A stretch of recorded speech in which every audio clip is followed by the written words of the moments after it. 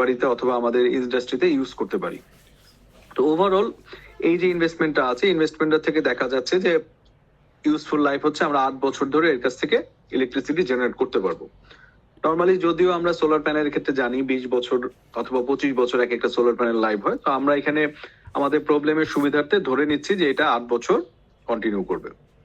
এবং 8 বছর পরে যখন এই যে প্যানেল, ইনভার্টার, মাউন্টেন হার্ডওয়্যার এবং ইনস্টলেশন গুলো আছে, ইনস্টলেশনের যে আইটেম গুলো আছে, ওয়্যার, তারপর আদার্স যে কানেক্টিং সুইচ গুলো আছে, এগুলা বিক্রি করে দিলে আমরা 15,000 টাকা পেয়ে যাবো 8 বছর পরে, যেটাকে আমরা বলতেছি স্ক্র্যাপ ভ্যালু অথবা স্যালভেজ ভ্যালু। এই প্রত্যেক বছর আমরা হিসাব করে দেখছি যে এই সোলার প্যানেলটা যদি বসানো হয় তাহলে প্রতি বছর আমার প্রায় 60,000 টাকা করে ইলেকট্রিসিটি বিল কম আসবে। এবং এই 60,000 টাকা ইলেকট্রিসিটি কস্ট কমানো সম্ভব যদি আমি এই যে সোলার প্যানেলের মেইনটেনেন্সের জন্য আমি বছরে 5,000 টাকা খরচ করি।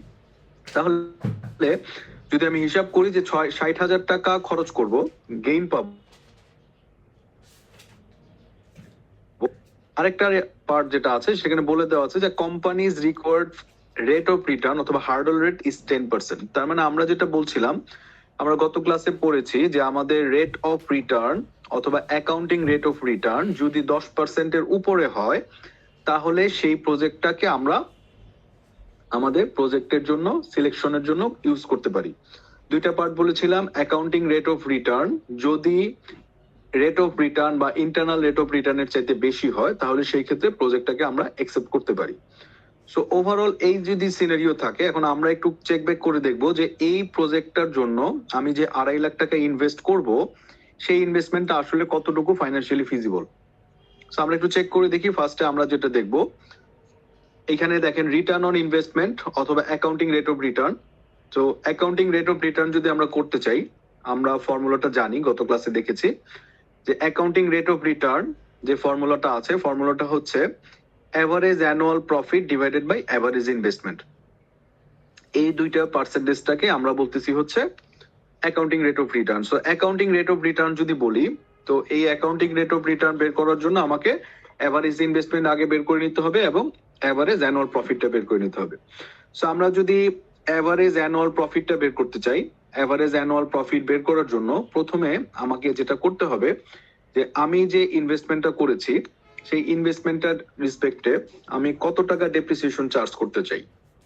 ডেপ্রিসিয়েশন মানে হচ্ছে সেই জিনিসটা যে জিনিসটা সময়ের সাথে সাথে ব্যবহারের ফলে ক্ষয় হয়ে যায় অথবা নিঃশেষ হয়ে যায়। যেমন আমরা যদি চিন্তা করি যে আমরা একটা সোলার প্যানেল ইউজ করব 1 বছর থেকে 8 বছর লাইফ, তার মানে 8 বছর পরে ওর থেকে আমি আর কিছু পাবো না, তো সেখান থেকে আমি স্ক্র্যাপ ভ্যালুটা পাবো। সো ডেপ্রিসিয়েশন ক্যালকুলেশন সিস্টেমটা হলো যে আমি কোনো একটা ফাইন্যান্সিয়ালি সোলার প্যানেল বসানোর জন্য যে ইনিশিয়াল ইনভেস্টমেন্টটা করব, সেই ইনিশিয়াল ইনভেস্টমেন্টটা তোর জন্য আমি করলাম, এটার এগেনস্টে আমি এটা যদি বিক্রি করে দেই, বিক্রি করে দেওয়ার পরে আমি হয়তো সার্টেন একটা ভ্যালু পাচ্ছি।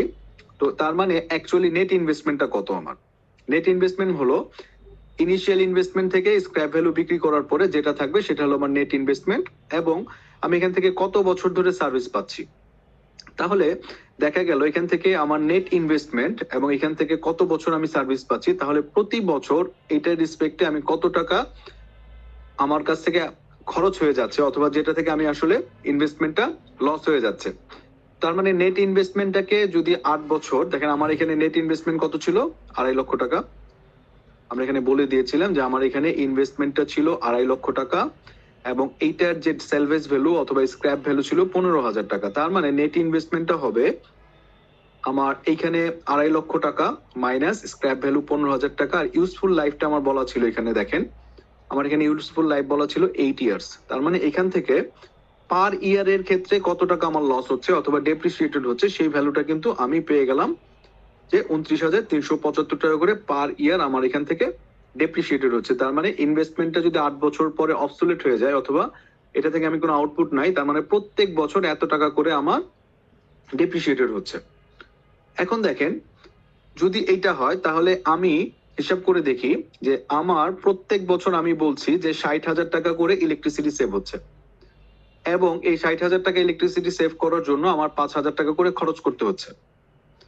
এবং তার মানে নেট হচ্ছে আমার নেট যেটা আছে, আমি সেভিং করতেছি 60,000 টাকা, কিন্তু এই 60,000 টাকা ইনকাম করার জন্য আমার কি হচ্ছে 5,000 টাকা মেনটেনেন্স খরচ দিতে হচ্ছে, এবং এই যে ডেপ্রিসিয়েটেড ভ্যালুটা, যে টাকাটা হচ্ছে আমি ইনভেস্টমেন্টটা লস হয়ে যাচ্ছে প্রত্যেক বছর, তাহলে প্রতি বছর যদি আমি হিসাব করি তাহলে আমার নেট কত টাকা প্রফিট হচ্ছে।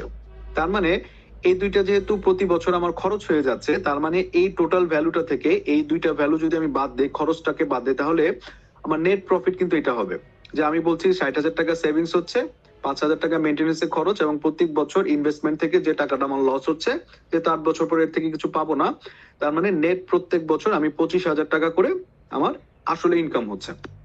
তাহলে আমি যদি নেট ইনকামটা বলি, তাহলে আমার কিন্তু প্রত্যেক বছর আসলে নেট কত টাকা প্রফিট করলাম সেটা আমি পেয়ে গেলাম। আর এর বাইরে আমার লাগবে হচ্ছে average investment accounting rate of রিটার্নটা বের করার জন্য। তাহলে অ্যাভারেজ ইনভেস্টমেন্ট যদি আমরা চিন্তা করি, অ্যাভারেজ ইনভেস্টমেন্টের ক্ষেত্রে কি হলো যে আমি ইনিশিয়ালি যে টাকা ইনভেস্ট করেছি এবং একদম এইটা থেকে স্যালভেজ ভ্যালুটা বের করার পরে, ধরেন এইটা স্ক্র্যাপ হিসেবে বিক্রি করে দেওয়ার পরে আমি ওখান থেকেও কিছু টাকা ইনভেস্টমেন্ট আমার হয়ে গেছে।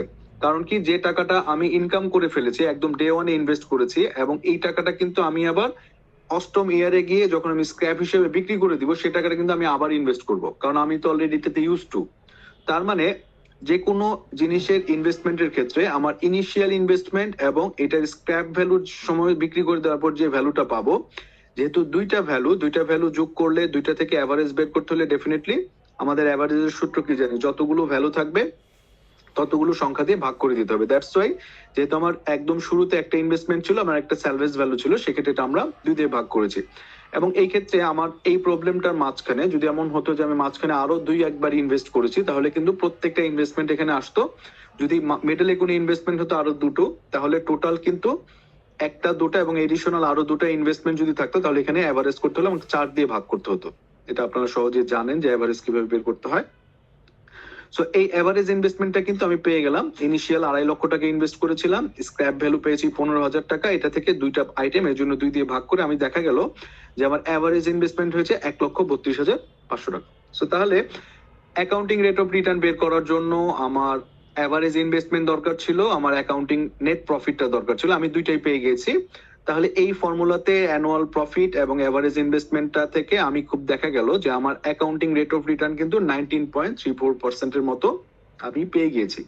তো আমাকে কিন্তু এখানে বলে দিয়েছে ইনিশিয়ালি, দেখেন যে যদি কোম্পানিজ রেট অফ রিটার্ন অথবা হার্ডল রেট যদি 10% এর বেশি হয়, তাহলে তার মানে কোম্পানি চাচ্ছে 10% এর উপরে 10% রিটার্ন হলে সে হ্যাপি হবে, প্রজেক্টটাকে অ্যাকসেপ্ট করতে চায়। তার মানে আমরা যদি অ্যাকাউন্টিং রেট অফ পার্সপেক্টিভ থেকে চিন্তা করি, এটা কিন্তু আমরা পেয়েছি 19.3%। সো অ্যাকাউন্টিং রেট অফ রিটার্নের পয়েন্ট অফ ভিউ থেকে কিন্তু এই প্রজেক্টটা ফিজিবল। বাট এই অ্যাকাউন্টিং রেট অফ রিটার্ন কিন্তু একটা প্যারামিটার না, আরো বেশ কয়েকটা প্যারামিটার আছে। সবগুলো প্যারামিটার যখন মিট করবে, তখনই আমরা বলতে পারবো যে এই প্রজেক্টে ইনভেস্টমেন্ট করাটা ফিজিবল। যদিও অ্যাকাউন্টিং রেট অফ রিটার্নের পার্সপেক্টিভ থেকে মনে হচ্ছে যে এটা ফিজিবল। আচ্ছা, এরপরে নেক্সট যে পার্টটা আছে সেটা আমরা বলতেছি pay back period. Pay back পিরিয়ডের জন্য আমরা ক্যালকুলেশন করেছি, আমরা আমাদের ফর্মুলাটাও মনে করেছি যে প্রত্যেক বছর একটা জিনিস একটু মাথায় রাখবো, একটা হচ্ছে ইনকাম আর একটা হচ্ছে ক্যাশ ফ্লো, দুইটা কিন্তু ডিফারেন্ট পার্ট। ইনকাম এবং ক্যাশ ফ্লো দুইটা কিন্তু ডিফারেন্ট পার্ট। হ্যাঁ, সো ইনকামটা কি, ইনকামের মধ্যে হচ্ছে কি, ধরেন আমরা এখান থেকে এই জায়গাটাতে একটা জিনিস দেখেন, আমরা কিন্তু ইনকামের মধ্যে অথবা প্রফিট থেকে কিন্তু ডেপ্রিসিয়েশন যে পার্টটা আছে, ডেপ্রিসিয়েশন পার্টটা কিন্তু আমরা একদম প্রথমবার ইনভেস্ট করেছি। ইনিশিয়াল যে ইনভেস্টমেন্টটা ছিল এবং স্ক্র্যাপ ভ্যালু থেকে কিন্তু ডেপ্রিসিয়েশন পার্টটা ছিল। এই ইনকামটা কিন্তু অথবা এই ক্ষতিটা কিন্তু প্রত্যেক বছর আমার ক্যাশ থেকে যাচ্ছে না, কিন্তু আমি কি করতেছি, প্রথমে একবার ইনভেস্ট করে প্রত্যেক বছর এই টাকাটা আমি কি করেছি, লস দেখাচ্ছি। কারণ যেহেতু এটা 8 বছর, আমার 8 বছর ধরে ডেপ্রিসিয়েটেড হচ্ছে অথবা খুদ ক্ষয়ক্ষতি হচ্ছে, তো সেই জন্য আমি কিন্তু প্রত্যেক বছরে একটা সমান অ্যামাউন্ট ধরে নিচ্ছি, কিন্তু এটা কিন্তু ক্যাশ কোনো ভ্যালু না, এটা আমার হিসাবের জন্য সুবিধার জন্য নিয়েছে। কারণ প্রত্যেক বছর তো আমি ইনভেস্ট করছি না, একবার ইনভেস্ট করে প্রত্যেক বছরে আমি ভাগ করে দিচ্ছি। কিন্তু যখন আমরা ক্যাশ ফ্লোর কথা চিন্তা করবো, ক্যাশ ফ্লোর ক্ষেত্রে শুধুমাত্র যে ক্যাশ ট্রানজেকশন গুলো আছে, আমি কত টাকা ক্যাশ খরচ করলাম, কত টাকা ক্যাশ রিসিভ করলাম, সেই পার্টটা চলে আসলো ক্যাশ ফ্লোর ক্ষেত্রে। সো ইনকাম এবং ক্যাশ ফ্লো দুটো একটু মাথায় রাখবেন, এই দুটো কিন্তু আপনাদের পরীক্ষায় অনেক সময় কনফিউশনে ফেলে দিবে, এবং এই কনফিউশনের জন্য আপনারা কিন্তু ভুল করবেন। সো এখন দেখেন, আমরা পেব্যাক পিরিয়ড যখন ক্যালকুলেশন করব, তখন কিন্তু আমরা কিন্তু ইউজ করব হচ্ছে নেট ক্যাশ ফ্লোটা কনসিডার করবো। সো যেহেতু ক্যাশ ফ্লো কনসিডার করবো, এখানে কিন্তু আমরা ইনকাম থেকে দেখেন আমাদের অ্যানুয়াল ক্যাশ সেভিংস কত ছিল, 60,000 টাকা, যেহেতু আমি ইলেকট্রিসিটি বিল সেভ করবো 60,000 টাকা, এবং মেইনটেনেন্স এর কস্ট কত হবে, 5,000 টাকা হচ্ছে মেইনটেনেন্স কস্ট, এটা বলে দেওয়া আছে। তাহলে অ্যানুয়াল ক্যাশ ফ্লোটা কত হবে? অ্যানুয়াল ক্যাশ ফ্লো হবে এই ইনকাম থেকে, ক্যাশ ইনকাম থেকে ক্যাশ কত টাকা খরচ করি সেটাই কিন্তু আমার অ্যাকচুয়ালি ক্যাশ ফ্লো। ওয়ারেস এখানে কিন্তু আমরা ডেপ্রিসিয়েশন পার্টটা নিয়ে আসছি না, কারণ ডেপ্রিসিয়েশনটা হলো নন ক্যাশ এক্সপেন্স, এবং এই জিনিসটা কি আমরা যখন পে ব্যাক পিরিয়ড এবং নেট প্রেজেন্ট ভ্যালু ক্যালকুলেশন করব, এই দুইটা জায়গায় কিন্তু সবসময় মাথায় রাখবেন আমার ক্যাশ ফ্লোটা আমার কাজে লাগে, নট নেট প্রফিটটা কাজে লাগে। সো ইন দ্যাট কেস এটা হলো ক্যাশ ফ্লোতে আমরা দেখা গেল 55,000 টাকা আমরা ক্যাশ ফ্লো হচ্ছে। তাহলে ক্যাশ ফ্লো যদি হয় তাহলে পে ব্যাক পিরিয়ডটা কি, যে আমি আমার ইনিশিয়াল যে ইনভেস্টমেন্টটা কত টাকা করেছিলাম, 2.5 লক্ষ টাকা ইনভেস্ট করেছিলাম, এবং প্রত্যেক বছর আমি 55,000 টাকা করে নেট ক্যাশ ফ্লো আসতেছে। তো 55,000 টাকা নেট ক্যাশ ফ্লো থাকার কারণে আপনাদের যেটা হচ্ছে, দেখেন 2.5 লক্ষ টাকা ইনভেস্ট করেছি, প্রত্যেক বছর 55,000 টাকা করে আমার ক্যাশ ফ্লো হচ্ছে, তাহলে টোটাল আমার কত দিনে পে ব্যাক পিরিয়ড আসছে, আমি যে টাকা ইনভেস্ট করেছি কত দিনে ফেরত পাবো। সো দেখা গেল এখান থেকে যে 4.5 বছরের মধ্যে আমি কিন্তু আমার যে টাকা ইনভেস্ট করেছি সেই টাকাটা আমার ফেরত চলে আসবে, যেটাকে আমরা বলতেছি পে ব্যাক পিরিয়ড। যে আজকে আমি যদি 2.5 লক্ষ টাকা ইনভেস্ট করি, যে পরিমাণে আমার সেভিংস হচ্ছে তাতে করে 4.5 বছরের মধ্যেই আমার টাকাটা উঠে আসবে। যেহেতু ইউজফুল লাইফ 8 ইয়ার্স, তার মানে 4.5 বছর থেকে 8 বছর পর্যন্ত যে টাকা ইনকাম করবো টোটালটাই ইন্ডাস্ট্রি অথবা অর্গানাইজেশনের জন্য প্রফিটেবল হিসেবে কাউন্ট হবে। সো এখন দেখেন এই সেম একইভাবে আমরা যদি বলি, আমরা বলছিলাম যে কোনো একটা প্রজেক্ট যদি 3 থেকে 5 বছরের মধ্যে প্রফিটেবিলিটির মধ্যে আসে তাহলে সেটা কিন্তু ফিজিবল, কিন্তু এটা আর কিন্তু আরেকটা জিনিস ডিপেন্ড করবে। ধরেন আমরা যদি কোনো একটা প্রোডাক্ট অথবা একটা ইনভেস্টমেন্টের ক্ষেত্রে ইউজফুল লাইফ যদি ধরেন 5 ইয়ার্স হয়, তাহলে 5 ইয়ার্স যদি লাইফ হয় এবং 5 ইয়ার্স যদি পে ব্যাক পিরিয়ড হয়, তাহলে কিন্তু সেই ক্ষেত্রে আমার ফাইন্যান্সিয়ালি ফিজিবল না। কারণ কি, 5 বছর ধরে ইনভেস্ট করলেন, 5 বছর ধরে আপনার টাকাটা উঠে আসলো, তার মানে কিন্তু আসলে আপনার কোনো বেনিফিট নাই এখানে। তো ইন দ্যাট কেস আপনি কিন্তু এটা মাথায় রাখবেন যে আমরা যেটা বলছি স্ট্যান্ডার্ড ক্ষেত্রে 3 থেকে 5 বছর প্রফিটেবল অথবা পে ব্যাক পিরিয়ডটা বেটার, এটা কিন্তু সিচুয়েশনের উপর বেস করে হবে। বাট যদি ইউজফুল লাইফের আগেই আপনি পে ব্যাক পিরিয়ড হয়ে যায় তাহলে এটা কিন্তু আপনার জন্য ইফেক্টিভ, আদারওয়াইজ কিন্তু ইফেক্টিভ না। দেখা গেল যে 5 বছর ইউজফুল লাইফ, কিন্তু আপনি হিসাব করে দেখলেন যে আপনার পে ব্যাক পিরিয়ড আছে 7 বছর, তাহলে 5 বছর ধরে লাইফ পাবেন, 7 বছর যদি ইউজফুল লাইফ হয় তাহলে বাকি 2 বছর কিভাবে আপনি চলবেন, কারণ মেশিনই তো ততদিন চলবে না অথবা ইনভেস্টমেন্টটা তো ততদিন থাকছে না। সো এগুলা, তো আমরা যদি চিন্তা করি accounting rate of return point of view থেকে কিন্তু আমার এই প্রজেক্টটা ফিজিবল। আবার যদি চিন্তা করি যে পে ব্যাক পিরিয়ডের কনসেপ্ট থেকেও কিন্তু আমার এই প্রজেক্টটা ফিজিবল মনে হচ্ছে। তার মানে দুইটা প্যারামিটার বলতেছে প্রজেক্টটা ফিজিবল। এরপরে আমরা আরেকটা জিনিস দেখি, সেটা হলো net present value. So net present ভ্যালুটা আসলে কি জিনিস? নেট প্রেজেন্ট ভ্যালু মানে আমরা যেটা বলছিলাম যে আমরা অ্যাকাউন্টিং রেট অফ রিটার্ন অথবা পে ব্যাক পিরিয়ড এর আগে 1 এবং 2 নম্বরে যেটা করলাম সেখানে কিন্তু আমরা ডিসকাউন্টেড ফ্যাক্টর অথবা আজকের টাকার হিসাবটা আগামীকালকে বাড়বে না কমবে সেটা হিসাবে আনি নাই। দ্যাটস ওয়াই আগের দুইটা ছিল হচ্ছে নন ডিসকাউন্টিং ক্রাইটেরিয়া। আর নেট প্রেজেন্ট ভ্যালুর ক্ষেত্রে আমরা ফর্মুলাতে দেখেছি যে এখানে আমরা ডিসকাউন্টেড ফ্যাক্টরটা কনসিডার করি, দ্যাটস ওয়াই এটাকে হচ্ছে ডিসকাউন্টিং ক্রাইটেরিয়ার মধ্যে আসবে। সো এখন দেখেন আমরা যখন নেট প্রেজেন্ট ভ্যালু বের করতে যাব, আমার এই ক্ষেত্রে বের করতে হবে দুইটা জিনিস। একটা হলো আমরা এখানে দেখেন খুব সহজভাবে বের করে নিয়েছি যে প্রত্যেক বছর আমার কত টাকা অ্যানুয়াল ক্যাশ ফ্লো হলো, এত টাকা ক্যাশ ফ্লো হলো, এবং আমি এখানে কি করেছি টোটাল ইনভেস্টমেন্টকে অ্যানুয়াল ক্যাশ ফ্লো দিয়ে ভাগ করে দিয়ে আমরা পেব্যাক পিরিয়ডটা বের করেছি। এখন নেট প্রেজেন্ট ভ্যালু কি করছে দেখেন, এখানে বলছে যে প্রথম বছর আমার নেট যে ক্যাশ ফ্লোটা আছে, প্রথম বছর আমার নেট ক্যাশ ফ্লোটা আছে, দেখেন প্রথম 1 থেকে 7 বছর, যেহেতু আমি 1 থেকে 8 বছর লাইফ পাচ্ছি, তাহলে ও বলতেছে যে প্রথম বছর থেকে 7ম বছর পর্যন্ত আমি কি করতেছি 55,000 টাকা করে ক্যাশ ফ্লো পাচ্ছি। কিভাবে পাচ্ছি? এখান থেকে পাচ্ছি যে টোটাল যে আমার ইনকামটা ছিল, টোটাল যেটা ইনকাম ছিল, ইনকাম থেকে সেভিংটা বাদ দিয়ে আমি ক্যাশ ফ্লোটা বের করে নিলাম। তাহলে প্রথম 7 বছর কিন্তু এরকমই থাকছে। কিন্তু 8ম বছরে কি হলো, যেহেতু আমি মেশিনটা অথবা ইনভেস্টমেন্টটা যে বিক্রি করে দিলাম, বিক্রি করে দেওয়ার ফলে একটা ক্যাশ ফ্লো অথবা একটা স্ক্র্যাপ ভ্যালু পাওয়া গেল। তো নেট ক্যাশ ফ্লো অথবা নেট প্রেজেন্ট ভ্যালু ক্যালকুলেশনের সময় কিন্তু আমরা এই যে স্যালভেজ ভ্যালুটা আছে সেই স্যালভেজ ভ্যালুটা কনসিডারেশনে নিয়ে আসি। ক্যালকুলেশন নিয়ে আসার জন্য দেখেন ইয়ার 7 পর্যন্ত কিন্তু 55,000 টাকা করে ইনকাম ছিল, কিন্তু ইয়ার 8-এ এসে 55,000 টাকা ছিল, এই 55,000 টাকার সাথে আমি আবার একটা স্ক্র্যাপ ভ্যালু যোগ করেছি, যেতে করে আমার ক্যাশ ফ্লোটা হলো 70,000 টাকা। তার মানে এখানে কিন্তু 55,000 1 থেকে 7 বছর, কিন্তু অষ্টম বছরে যেহেতু মেশিনটা অথবা লাইফটা শেষ হয়ে গেল, তখন স্ক্র্যাপ ভ্যালু যোগ করে আমরা 70,000 টাকা ক্যালকুলেশন করলাম।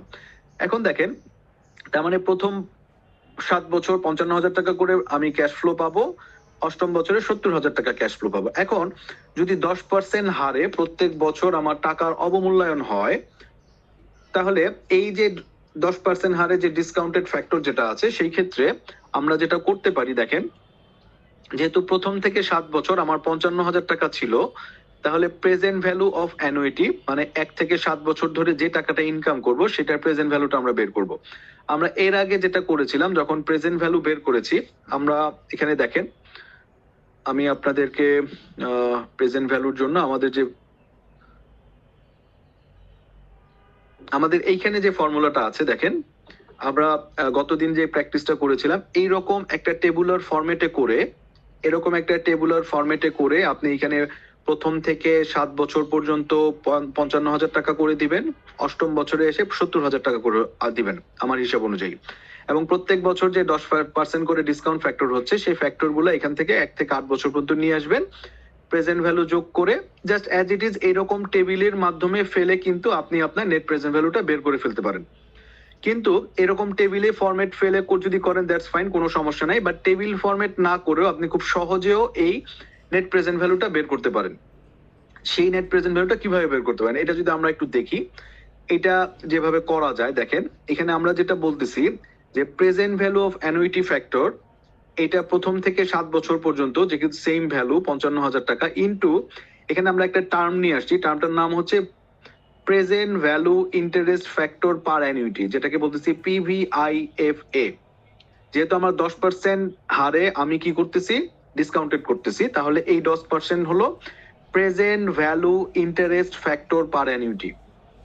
এইটার জন্য আমি যদি এই ফ্যাক্টর ভ্যালুটা একবারে বের করে ফেলতে পারি, তাহলে কিন্তু আমার জন্য খুব সহজ হয়ে যায়। কিভাবে বের করব এই জিনিসটা যদি আমি বের করতে চাই, আমরা যদি একটা ফর্মুলা ইউজ করি, দেখেন, আমি এখানে একটা এক্সাম্পল দেখাই আপনাদেরকে। এখানে একটা এক্সাম্পল দেওয়া আছে, আশা করি দেখতে পারতেছেন।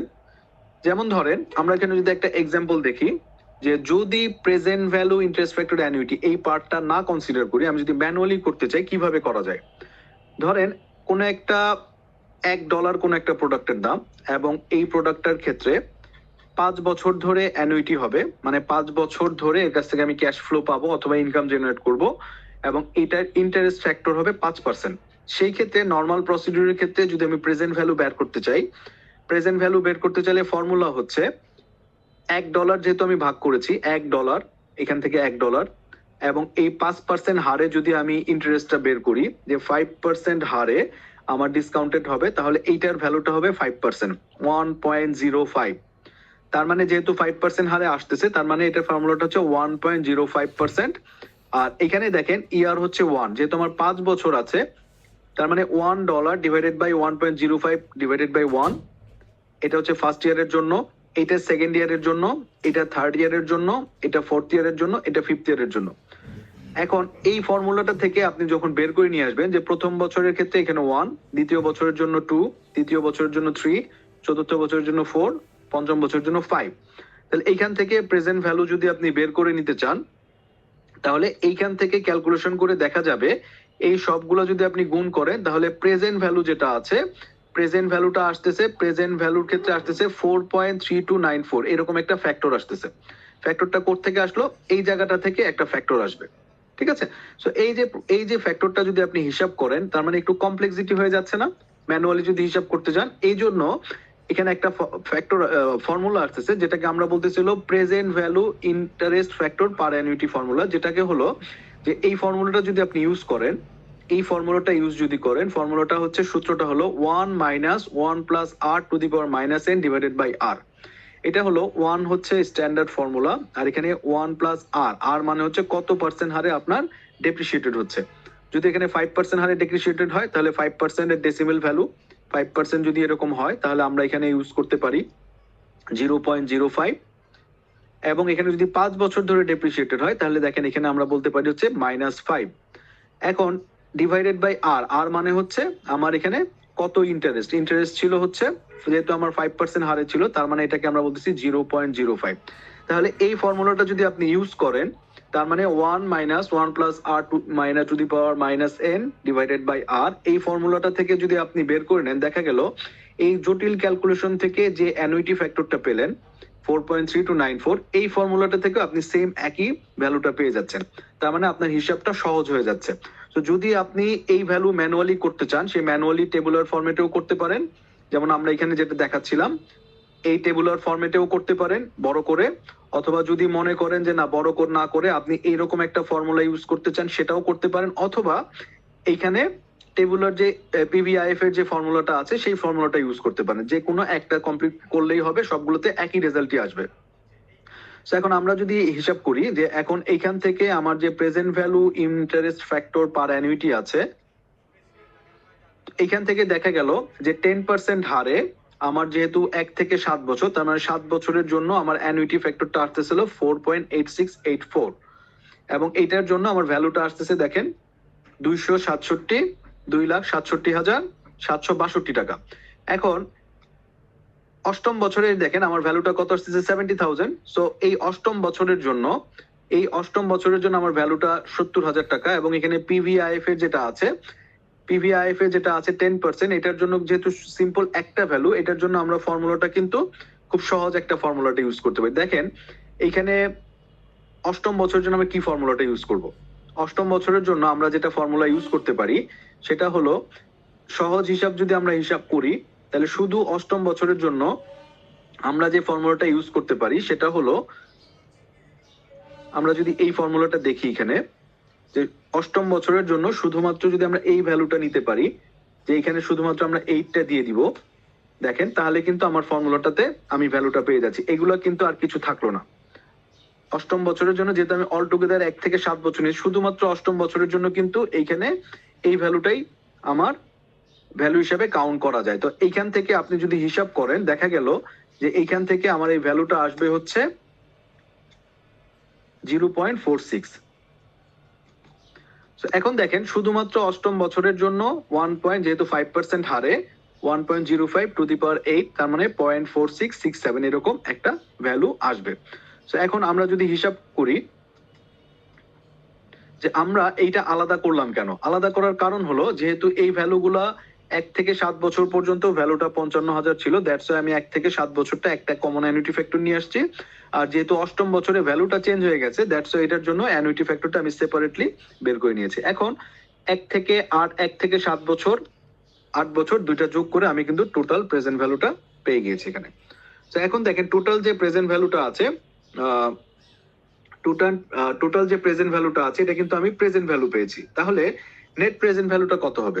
নেট প্রেজেন্ট ভ্যালুটা হবে যে আমি এত টাকা পেয়েছি মাইনাস কত টাকা আমার ইনিশিয়াল ইনভেস্টমেন্ট ছিল, যে আমি এত টাকা প্রেজেন্ট ভ্যালু হচ্ছে ইনকাম করতেছে অথবা নেট ক্যাশ ফ্লো থেকে আসতেছে, এবং এখান থেকে 2.5 লাখ টাকা আমি ইনভেস্ট করছি। তাহলে ওভারঅল আমার কিন্তু 50,000 টাকার মতো একটা নেট প্রেজেন্ট ভ্যালু আসতেছে। তাহলে আমরা যেটা বলছিলাম যে আমাদের এনপিভি যদি 0-র চাইতে বেশি হয় তাহলে কিন্তু project financially acceptable. So in that case আমরা 3টা প্যারামিটার দেখলাম, একটা হলো অ্যাকাউন্টিং রেট অফ রিটার্ন, একটা হচ্ছে পেব্যাক পিরিয়ড, একটা হচ্ছে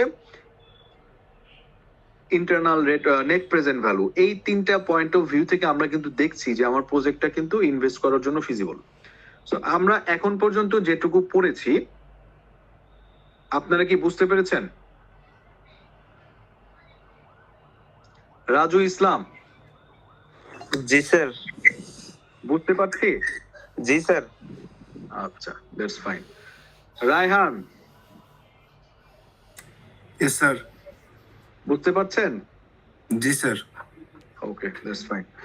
ঠিক আছে, আমরা এরপরে যেটা দেখবো সেটা হলো প্রফিটেবিলিটি ইন্ডেক্স। প্রফিটেবিলিটি ইন্ডেক্সের ক্ষেত্রে যেটা আসবে সেটা হলো, আমরা যেটা বলছিলাম নেট প্রেজেন্ট ভ্যালু হচ্ছে, আমরা ফর্মুলাতে বলেছিলাম নেট প্রেজেন্ট ভ্যালুর ক্ষেত্রে কি হচ্ছে, টোটাল প্রেজেন্ট ভ্যালু, এখানে যে ভ্যালুটা পেয়েছিলাম এখান থেকে আমার ইনিশিয়াল ইনভেস্টমেন্টটা বিয়োগ করে আমরা কি করেছি, নেট প্রেজেন্ট ভ্যালুটা বের করেছি। তো এখন এই প্রফিটেবিলিটি ইন্ডেক্স হলো জাস্ট এই বিয়োগের পরিবর্তে একটা ভাগ চিহ্ন আসবে, জাস্ট অনুপাতটা নিব আমরা, গ্যাপটা না বের করে অনুপাতটা বের করব। দেখেন এখানে তাই করেছে যে আমি প্রেজেন্ট ভ্যালু যেটা পেরেছি অনুপাত এভারেজ অ্যানুয়াল ইনভেস্টমেন্ট, তো এইটা থেকে দেখা গেল 1.2 আমার একটা প্রফিটেবিলিটি ইন্ডেক্স আসছে। সো যেহেতু এটার ভ্যালুটাও আমার একের চাইতে বেশি আছে, যে আমার এই ইনভেস্টমেন্টের চাইতে আমার ইনকামটা বেশি আছে, সো ইন দ্যাট কেস এই প্রফিটেবিলিটি ইন্ডেক্সমেন্ট যে ফ্যাক্টরটা আছে এই জায়গা থেকে কিন্তু আমার প্রজেক্টটা ফাইন্যান্সিয়ালি অ্যাকসেপ্টেবল। সো প্রত্যেকটা জায়গা থেকে কিন্তু আমরা দেখছি যে প্রজেক্টটা ফাইন্যান্সিয়ালি ফিজিবল। তো এখন এই চারটার পরে আমরা এখন যে পার্টটা দেখবো সেটা আমরা বলছি হচ্ছে internal rate of return. So internal rate of রিটার্নের ক্ষেত্রে আমরা যেটা বলছি যে ইন্টারনাল রেট অফ রিটার্নের ক্ষেত্রে আমরা একটা জিনিস যেটা বের করি সেটা হলো ইন্টারনাল রেট অফ রিটার্ন হলো সেই ভ্যালুটা যে ভ্যালুটার ক্ষেত্রে প্রেজেন্ট ভ্যালু এবং ইনিশিয়াল ইনভেস্টমেন্ট এই দুইটা ভ্যালু জিরো হয়। কিভাবে বলছিলাম যে এইখান থেকে এই প্রেজেন্ট ভ্যালু এই ভ্যালুটা যদি জিরো হয়, যে নেট প্রেজেন্ট ভ্যালু যদি জিরো হয়, তার মানে ওই ভ্যালুতে আমার এই যে ইন্টারেস্ট ফ্যাক্টর যেটা আছে, যে কোন ইন্টারেস্ট ফ্যাক্টরের মধ্যে এই প্রেজেন্ট ভ্যালু এবং নেট প্রেজেন্ট ভ্যালু, এই যে প্রেজেন্ট ভ্যালুটা এবং ইনিশিয়াল ইনভেস্টমেন্ট দুইটা সেম হবে কোন ইন্টারেস্ট ফ্যাক্টরের মধ্যে। সো ওই ফ্যাক্টরটা আমরা বের করে দেখবো যে কোন ভ্যালুটার মধ্যে নেট প্রেজেন্ট ভ্যালুটা জিরো হয়। সো ওইটাই হলো আমার internal rate of return. So এখন দেখেন যে আমরা এখানে যেটা দেখলাম যে 10% এনপিভি, 10% ডিসকাউন্টিং রেট দিয়ে আমরা কি করলাম, নেট প্রেজেন্ট ভ্যালু বের করেছি। একটা সহজ হিসাব, আমরা বের করতে চাই যে কোন ইন্টারনাল অথবা কোন পার্সেন্টেজ, এই যে 10% একটা বের করলাম না, 10% ডিসকাউন্ট রেটে, এখানে 10% ডিসকাউন্ট রেটে আমরা দেখেছি যে আমাদের নেট প্রেজেন্ট ভ্যালু পেয়েছি 15%। তার মানে এইটা যদি 10%-এর চাইতে বেশি অবমূল্যায়ন হয়, তার মানে এইটা কিন্তু আমার 50,000 থেকে কমে জিরোর দিকে আসার সম্ভাবনা আছে। আবার এটা যদি আরো কমায় দেয়, টাকার মূল্যায়ন যদি আরো কমায় দেয়, তাহলে কিন্তু এই প্রফিটেবিলিটি আমার আরো বাড়বে। তার মানে টাকার যদি অবমূল্যায়নটা আরো বাড়াই দিতে পারি, তাহলে কিন্তু এই ভ্যালুটা কমতে কমতে আস্তে আস্তে জিরোর দিকে আসতে পারে। তো আমাদের টার্গেট হলো বের করে দেখা যে কোন ভ্যালুটার জন্য আমার ইন্টারনাল রেট অফ রিটার্নটা আসলে কম আসে। তো এখন দেখেন আমার টার্গেট হলো এনপিভি জিরোটা বের করা, যে নেট প্রেজেন্ট ভ্যালু জিরো কোন ডিসকাউন্টেড রেটের জন্য। আমরা যেহেতু জানি 10%-এর জন্য এনপিভি পজিটিভ আসছে, তো আমরা একটা ট্রায়াল ভ্যালু নিব 16%, trial value, just trial value. যে ট্রায়াল ভ্যালু যদি 16% হয়, তাহলে এই ট্রায়াল করে দেখবো 16%-এর জন্য আমার প্রেজেন্ট ভ্যালু অফ অ্যানুইটি 1 থেকে 7 বছরের জন্য, জাস্ট এর আগে যেরকম interest factor, present value interest factor per unity 10%-এর জন্য বের করেছিলাম, এখন 16%-এর জন্য বের করব। বের করার পরে দেখা গেল যে এটার ফ্যাক্টরটা আসতেছে এরকম। এই ফ্যাক্টরটা থেকে আমার টোটাল দেখা গেল 2,22,000 টাকার মতো 1 থেকে 7 বছরের প্রেজেন্ট ভ্যালু আসছে ক্যাশ ফ্লোর। সেম একইভাবে 16%-এর জন্য আমি প্রেজেন্ট ভ্যালু ইম্প্যাক্ট ফ্যাক্টর অষ্টম বছরে যে 70,000 টাকা ক্যাশ ফ্লো ছিল সেটার এগেনস্টে একটা ফ্যাক্টর বের করব। বের করে দেখা গেল এখানে 21,000 টাকার মতো প্রফিট আসছে। তার মানে দেখেন 16% যদি আমি ধরি, তাহলে এইটার ক্ষেত্রে প্রেজেন্ট ভ্যালু আসতেছে 2,43,473 টাকা। তাহলে আমার প্রেজেন্ট ভ্যালু কত ছিল তখন? আমার দেখেন, আমি জানি আমার টার্গেট হলো নেট প্রেজেন্ট ভ্যালু জিরো বের করা, কিন্তু দেখা গেল 16%-এর ক্ষেত্রে নেট প্রেজেন্ট ভ্যালু আমি পেলাম হলো -6,527 টাকা। তার মানে এই 10 থেকে 16%-এর মাঝামাঝি কোনো এক জায়গাতে আমার কি হচ্ছে, ডিসকাউন্টেড ফ্যাক্টরটা যদি আমি বসাতে পারি, তাহলে সেই ভ্যালুতে আমি এনপিভিটা জিরো পাবো। এখন দেখেন যদি আমি একটা ইন্টারপোলেশন করতে পারি, ইন্টারপোলেশন করব কোন ভাবে, যে 10%-এ যদি আমি 50,000 টাকা পাই, এটা হলো নেট প্রেজেন্ট ভ্যালু আমি পেয়েছি, আর 16% করে দেখলাম যে এখানে নেট প্রেজেন্ট ভ্যালু আসছে নেগেটিভ। সো এই দুইটা ভ্যালুর মাঝামাঝি যেহেতু কোন আছে কোথাও, এই দুইটা ইউজ করে আমি ইন্টারনাল রেট অফ রিটার্নের একটা ফর্মুলা ইউজ করব। এই ফর্মুলাটা হলো ইন্টারনাল রেট অফ রিটার্ন সমান সমান লোয়ার রেট। এখানে লোয়ার রেট কোনটা দেখেন, 10% এবং 16%, তার মানে লোয়ার রেট হলো 10%। তো এখানে আমি 10% বসাবো। এটা হলো এনপিভি এট লোয়ার রেট। এই লোয়ার রেটের ক্ষেত্রে এনপিভিটা কত, divided by NPV at lower rate minus NPV at higher. তাহলে এনপিভি লোয়ার এর ক্ষেত্রে এটা হচ্ছিল minus NPV at higher into difference in rate. Difference rate কোনটা, 10% থেকে 16% রেট। তার মানে এইটা যদি আমার ফর্মুলাটা হয়, তাহলে ইন্টারনাল রেট অফ রিটার্ন হচ্ছে 10% lower rate, NPV at lower rate এইটা, ডিভাইডেড বাই এইটা, এই NPV at lower minus NPV at higher, NPV at lower minus NPV at higher into difference in rate 16 minus 10 difference in rate. তাহলে দেখেন এইখান থেকে আমি যদি ক্যালকুলেশন করি, দেখা গেল 15.31%-এর ক্ষেত্রে সম্ভাবনা আছে যে আমার এই যে এনপিভিটা আছে, এনপিভিটা জিরো হওয়ার সম্ভাবনা আছে। তার মানে আমি দেখলাম আমার যে 10% ক্যালকুলেশন বলে দেওয়া আছে সেই 10%-এর জন্য আমি 50,000 পেয়েছি। আমি একটা র্যান্ডম ভ্যালু ধরে নিব যেটাতে ভ্যালুটা নেগেটিভ আসার সম্ভাবনা আছে। তাহলে এই পজিটিভ এবং নেগেটিভ দুইটা ভ্যালুর উপর বেস করে এই ফর্মুলাটা ইউজ করে আমি দেখলাম যে ইন্টারনাল রেট অফ রিটার্ন যদি 15%-এর আশাপাশি হয় তাহলে আমার এই সিস্টেমে নেট প্রেজেন্ট ভ্যালু 0 আসার সম্ভাবনা আছে। এখন দেখেন ডিসিশনটা কি, আমরা যেটা বলতেছি যে ইন্টারনাল রেট অফ রিটার্ন 15% আর আমার এখানে বলে দেওয়া আছে রেট অফ রিটার্ন বা হার্ডল, এই হার্ডল রেট হলো 10%। যে হার্ডল মানে হচ্ছে আপনার বাধা, আমরা হার্ডলস রেস দিই না, ওই হার্ডলস রেস একটা বাধা থাকে, একটা ব্যারিয়ার থাকে যে আপনি এই ব্যারিয়ারটা পার হতে হলে 10% হচ্ছে ব্যারিয়ার। 10%-এর উপরে যে কোনো ভ্যালুতেই আপনি কি করবেন, প্রজেক্টটা ফাইন্যান্সিয়ালি অ্যাকসেপ্টেবল করতে পারবেন। তো এইভাবে আমরা কি করলাম, দেখা গেল যে প্রত্যেকটা জায়গাতেই কিন্তু আমরা দেখলাম যে আমার এই প্রজেক্টটা কিন্তু ফাইন্যান্সিয়ালি ফিজিবল। এখন লাস্ট যে পার্টটা আছে আমি আরেকটা টার্ম দেখবো, সেটা হলো discounted payback period. Discounted payback পিরিয়ডের ক্ষেত্রে আমি কি করব, দেখেন এই জায়গাটার মধ্যে এসে দেখেন, এই জায়গাটার মধ্যে কিন্তু আমি আরেকটা ফর্মুলাটা ইউজ করেছি। আপনি যদি চান যে আমি ডিসকাউন্টেড পেব্যাক পিরিয়ড হিসাব করে ক্যালকুলেশন করতে চাই, সেটাও কিন্তু আপনি করতে পারেন, বাট আমরা এখানে টেবিউলার ফরম্যাটটা দেখাচ্ছি যাতে করে আপনার সবগুলো জায়গাতে সবগুলো ফরম্যাটে আপনি অ্যাডাপ্টেড হয়ে থাকেন। সো আমরা কি জানি, দেখেন ডিসকাউন্টেড পেব্যাক পিরিয়ডের ক্ষেত্রে আমরা কি করেছি, আমার নেট ক্যাশ ভ্যালু ইয়ার 0-তে ছিল 2.5 লাখ টাকা, প্রেজেন্ট ভ্যালু ছিল 1, ডিসকাউন্টেড ক্যাশ, কিউমুলেটেড ডিসকাউন্টেড ক্যাশ প্রথম বছর যেটাকে আমরা বলতেছি ইয়ার 0 যখন ইনভেস্ট করেছি, প্রথম বছর থেকে সপ্তম বছর পর্যন্ত আমি 55,000 টাকা করে প্রত্যেক বছর পেয়েছি এবং অষ্টম বছরে আমার 70,000 টাকা ক্যাশ ফ্লো হয়েছে। প্রত্যেক বছর যে প্রেজেন্ট ভ্যালু অফ 10% ধরে যে আমার ডিসকাউন্টেড ফ্যাক্টর আছে সেই ফ্যাক্টর গুলো আমি ক্যালকুলেশন করেছি, করে প্রত্যেক বছরের এগেনস্টে এই 55,000 টাকার সাথে এটা গুণ করলে কত টাকা আসে সেই ভ্যালুটাকে আমি পেয়ে গেলাম।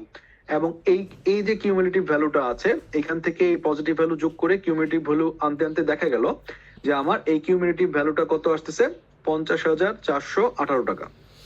তাহলে দেখেন এই 50,418 টাকা, এই ভ্যালুটা আমরা কোথাও কি দেখেন তো মনে পড়ে কিনা, এই ভ্যালুটা আমরা কোথাও পেয়েছি কিনা আগে। এই 50,418 টাকা যদি আমরা হিসাব করে দেখি, দেখেন আমরা সামনে এই জায়গাটা এই ভ্যালুটা অন্য কোথাও থেকে পেয়েছি কিনা। তো এখন দেখেন আমরা কিন্তু এই ফর্মুলাটা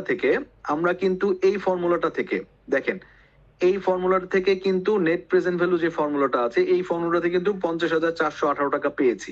এইটা আপনি কোত্থেকে পেয়েছেন, এই ভ্যালু থেকে নিয়ে আসছেন। সো এখন দেখেন এই যে নেট প্রেজেন্ট ভ্যালুটা আছে এই নেট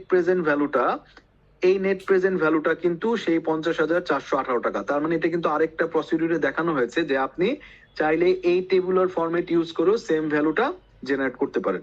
এখন দেখেন এখান থেকে আমি এক্সাক্ট যেটা করতে পারি, যেমন দেখেন এই টেবিলের মাধ্যমে আমি দেখালাম যে কোন জায়গাতে এসে আমার পজিটিভ হয়েছে। এখানে দেখা গেল যে সপ্তম বছরে এসে আমার এখানে পজিটিভ হয়েছে, সপ্তম বছরে এসে পজিটিভ হয়েছে।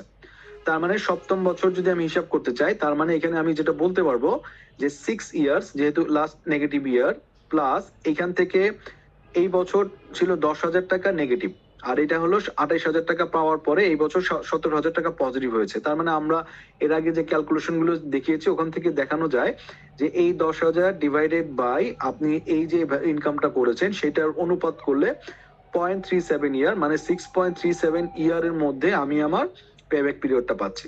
সো ডিসকাউন্টেড পেব্যাক পিরিয়ডটা কিন্তু কম্পারেটিভলি একটু লঙ্গার হয়, কারণ কি যেহেতু আপনি টাকার অবমূল্যায়নটা ধরে নিয়েছেন, সো ইন দ্যাট কেস এটা কিন্তু একটু লঙ্গারই হবে।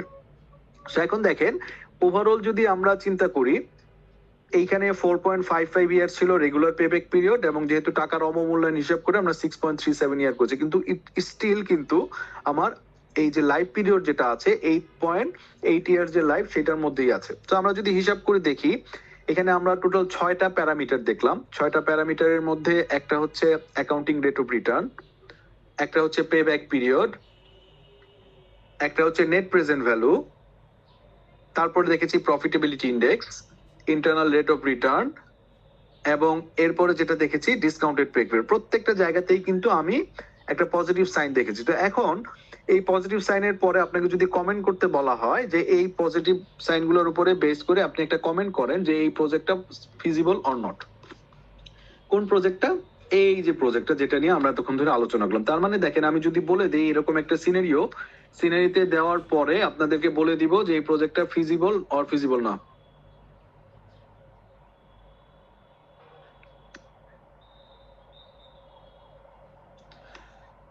সো এই যে প্রজেক্টটা আছে এই প্রজেক্টটাকে এই 6টা প্যারামিটারের এগেনস্টে প্রত্যেকটা প্যারামিটার ভেঙে ভেঙে যদি আপনি বলেন যে আসলে প্রজেক্টটা ফিজিবল কিনা, সেই ক্ষেত্রে কিন্তু আপনাকে ডকুমেন্টারি অথবা ডাটাবেজ একটা ডিসিশন নিতে পারবেন এবং বলতে পারবেন যে আসলে এই প্রজেক্টটা ফিজিবল কিনা। তো এখন দেখেন এই যে আমরা প্রজেক্টে অ্যানালাইসিস করলাম ফাইন্যান্সিয়াল পয়েন্ট অফ ভিউ থেকে, সবাই কি বুঝতে পেরেছি? অথবা কারো যদি কোনো কোশ্চেন থাকে আপনারা জিজ্ঞেস করতে পারেন, আমরা হয়তো আরেকটু ডিসকাস করতে পারি।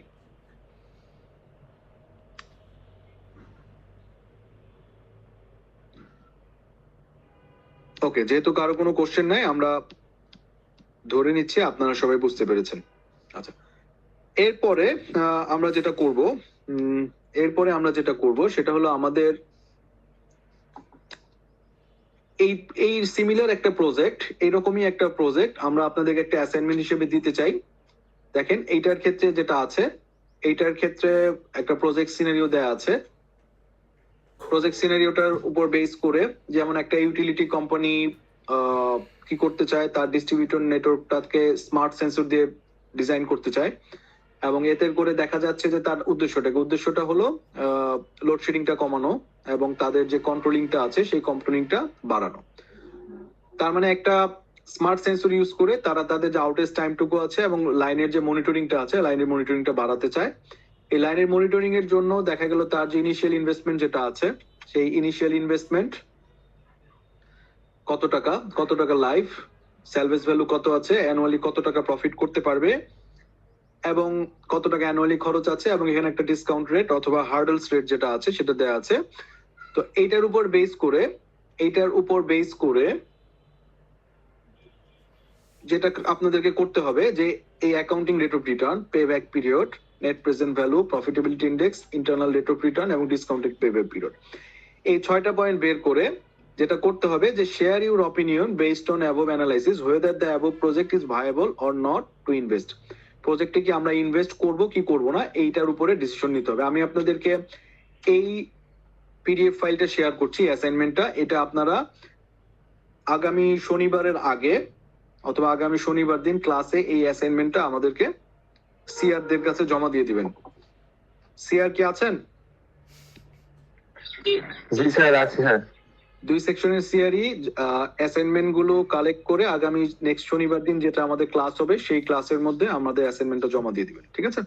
আচ্ছা, আরেকটা জিনিস, আগামী শনিবার দিন যদি আমাদের ক্লাস হয় ইনশাআল্লাহ, তাহলে আমাদের আগামী শনিবারে সেকশন এ এবং সেকশন বি দুইটা সেকশনে যার ক্লাস টাইমেই আমাদের লেকচার 1 এর উপরে আমরা কুইজটা নিব। এটা একটু সবাইকে ইনফর্ম করে দিয়েন। আচ্ছা, স্যার কুইজটা অনলাইনে হবে, তাহলে হচ্ছে কি এমসিকিউ টাইপ হবে স্যার? অনলাইনে হচ্ছে না, আগামী শনিবার দিন আমাদের যেহেতু ক্লাস হচ্ছে, ইন দ্যাট কেস আগামী 14 তারিখে আমরা আমাদের ক্লাসরুমে পরীক্ষাটা নিব, ঠিক আছে? জি স্যার। স্যার ওই স্লাইড গুলো যে গতকাল দিয়েছিলেন স্যার, ওইগুলো তো আসে নাই স্যার। আসে নাই? না স্যার, এগুলো তো সমস্যা স্যার, আমরা দেখতে পাচ্ছিলাম না। দেখতে পারতেছিলেন না পারার তো কোনো কারণ নাই। স্যার আমরা অনেকেই তো স্যার ওই স্লাইড গুলো দেখতে পাচ্ছিলাম। সবারই কি একই সমস্যা? সবার স্যার সেম প্রবলেম না, অনেকেই জি, স্যার। দেখতে পারতেছে, অনেকেই দেখতে পারতেছে না। স্যার দেখতে যারা পাচ্ছেন? পাচ্ছেন তাদের কাছ থেকে একটু কালেক্ট করে নেবেন, ঠিক আছে? আচ্ছা আচ্ছা, আমরা আমাদের এই ক্লাসটা শেষ করার আগে আমরা একটু অ্যাটেন্ডেন্সটা নিব। অ্যাটেন্ডেন্সটা নিয়ে আমাদের নেক্সট ক্লাসটা আমরা শুরু করব। আরেকটা লিংক দিব, সেই লিংকে।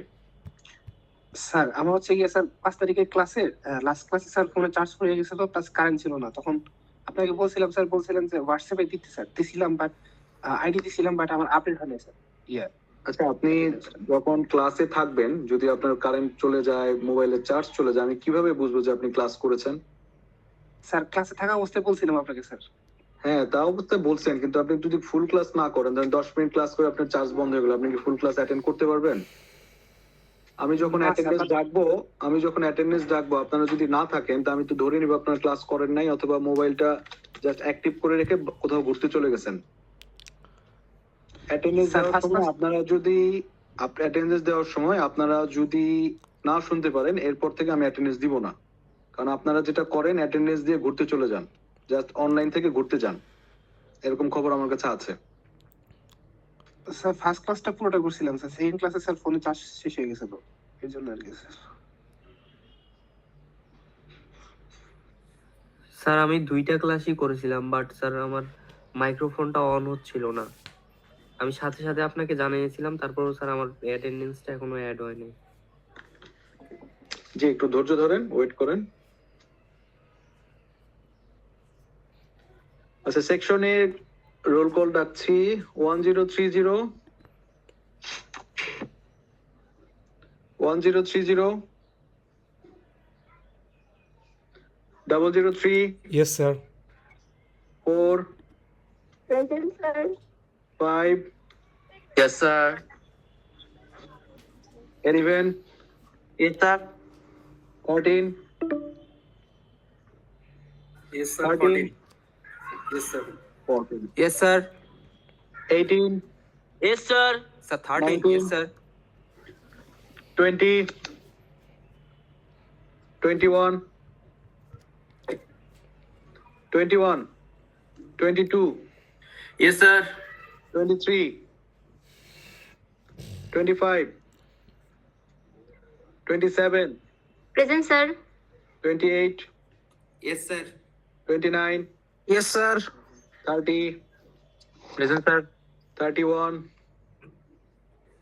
32 Yes, sir. 35 Present, sir. 38 Yes, sir. 39 Present, sir. 40 43 44 Present, sir. 45 Yes, sir. 46 Yes, sir. 45. 45 46 Yes, sir. 49 50 52 Yes, sir. 54 Yes, sir. 56 58 59 Yes, sir. 60 Present, sir. 63 Yes, sir. 64 66 71 Yes, sir. 72 Yes, sir. 75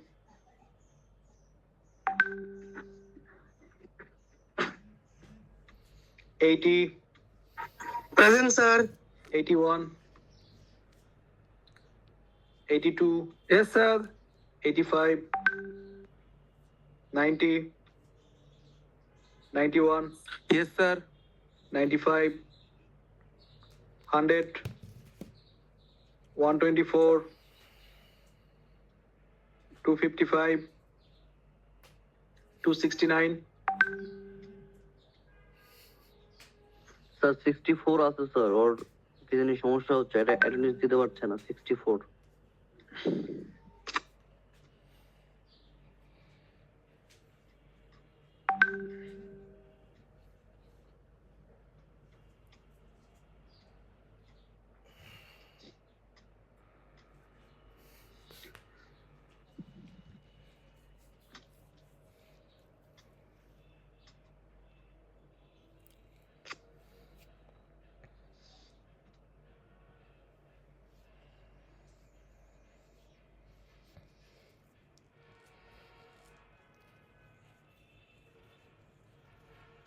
Section B 1015 Yes, sir. 129 138 Present, sir. 74 Yes, sir. 77 204 Yes, sir. 205